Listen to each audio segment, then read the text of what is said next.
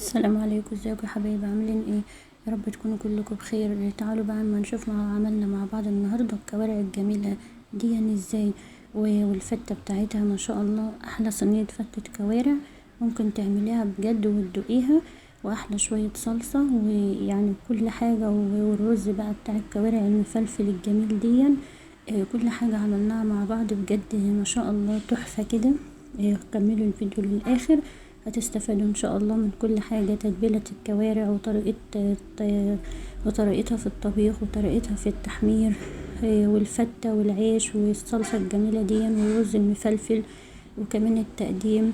بجد كملوا الفيديو للآخر ان شاء الله هتستفيدوا منه قوي. بجد يعني اللي بيحب الكوارع هيحبها اكتر بعد ما يشوف الوصفة والطريقة دي، واللي ما بيحبهاش ان شاء الله يحبها ويحب ان هو ياكلها كمان. شايفين شكلها جميل وتحفة ازاي؟ ما شاء الله بجد حلوة قوي قوي وطعمها جميل والصلصة بتاعتها حلوة والكوارع مستوية جدا ودايبة دوب كده والفتة والعيش وكل حاجة فيها حلوة. دي كمية الكوارع اللي معانا. هنغسلها طبعا وننقعها بالليمون والخل وهتغسليها كويس وتنقعيها. وبعد كده اول حاجة معانا حلة على النار فيها معلقة سمنة كده، والبهارات النكهات اللي عندك، ورق لورا بقى وحبهان وقرنفل وقرفة، عيدان قرفة وتوم. هتقلبوهم كده الاول تقلبتين، تشوحوهم كده لما ريحتهم تطلع، وبعد كده تكوني مصفية الكوارع وتنزلي بقى كده في الحلة على طول عشان تاخد الصدمة دي. لما يعني تحمر من الجهة دي بعد كده بقى بتقلبيها وبتسيبها كده بقى مع البهارات دي.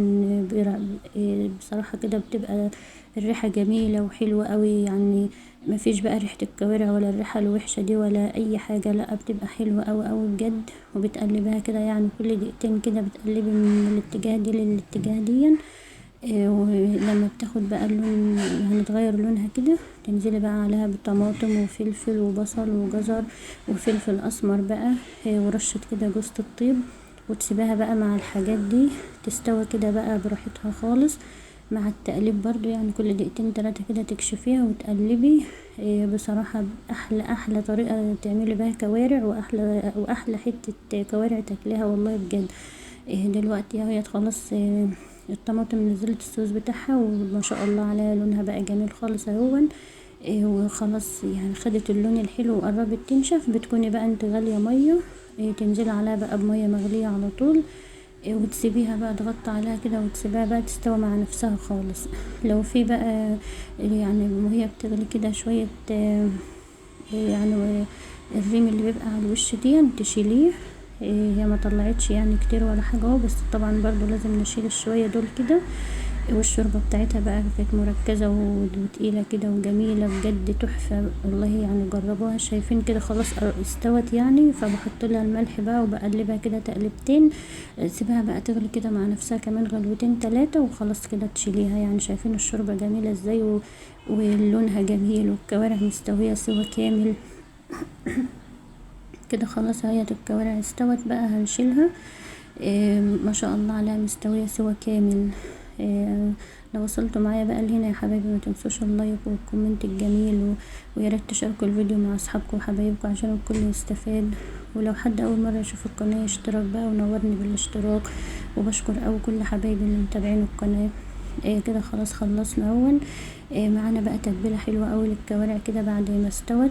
طماطميه مبشوره وبصلايه مبشوره وفصين توم ومعلقه كده 7 بهارات، معلقه صغيره ومعلقه فلفل اسمر ومعلقه ملح.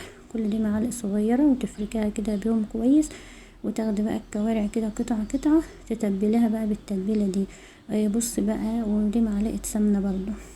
بص بقى بجد بتودي يعني بتخلي الكوارع دي طعمها في حتة تانية خالص تحفة كده وجميلة، ولا كأنك بتاكلي كوارع خالص ولا فيها ريحة مش حلوة.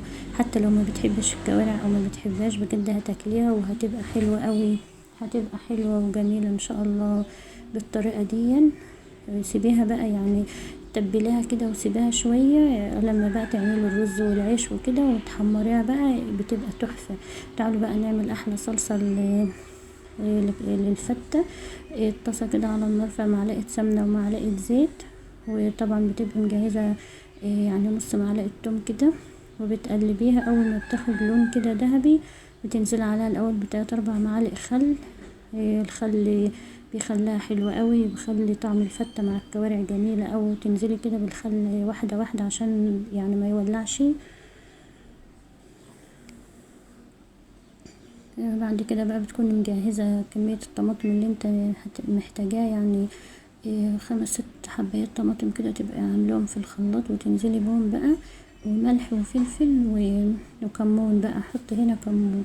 بجد بتبقى جميلة قوي قوي. الصلصة بتبقى حلوة خالص. ما بتحط عليها شوية خل دول بتخلي طعمها حلو قوي.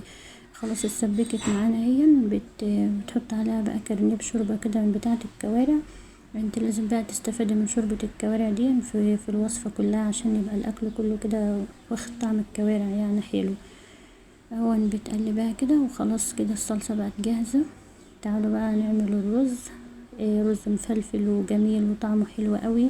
حلة برضه على النار، بتنزلي بمعلقة زيت ومعلقة سمنة وتقلبي بقى. بتغسلي كمية الرز برضه اللي انت على قد احتياجك يعني، وبتقلبيهم كده بقى لما يتشرب كده من الزيت والسمنة، عشان يبقى رز مفلفل كده وجميل.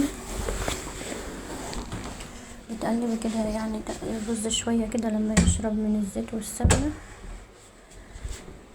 وبتكوني برضو غالية مية عشان تنزلي على الرز بمية مغلية، بتكوني غالية مية. وبتنزلي برضو عليه مع بكرنبين كده شوربة برضو من بتاعة الكوارع، بتخلي طعمه جميل، بتخلي طعم الرز ده حلو قوي. بجد اكلة حلوة قوي لكل عشاق الكوارع بجد. جربوها بالطريقة دي والله هتحبوها قوي. ولو كنت بتعملوها باي طريقة تانية ان شاء الله هتغيروها وتعتمدوا الطريقة دي. واللي برضو ما بيحبش الكوارع وعملها بالطريقة دي ان شاء الله هي هتبقى حلوة قوي قوي. خلاص حطينا كرنبين شوربة، وبعدين بنزود بقى بالمية المغلية، وبتقلبي الرز وبتحطي كمية ملح قليلة شوية عشان كده كده الشوربة كان فيها ملح. وبتسيبيه بقى كده يتشرب وتهد عليه، بيبقى رز حلو قوي ومفلفل وجميل. ظبطي المية بقى على حسب الرز بتاعك وبتسيبيه بقى هيتشرب براحته. وهنعمل دلوقتي بقى العيش.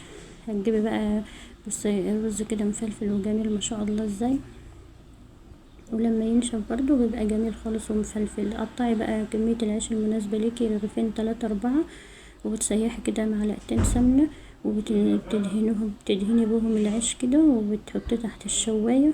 بتحمص وبيبقى جميل جدا. اهو اتحمص تحت الشواية على طول وبيبقى حلو قوي يعني. جربوه. بعد كده بقى نجهز الصينية بالطريقة اللي شفتها في اول الفيديو.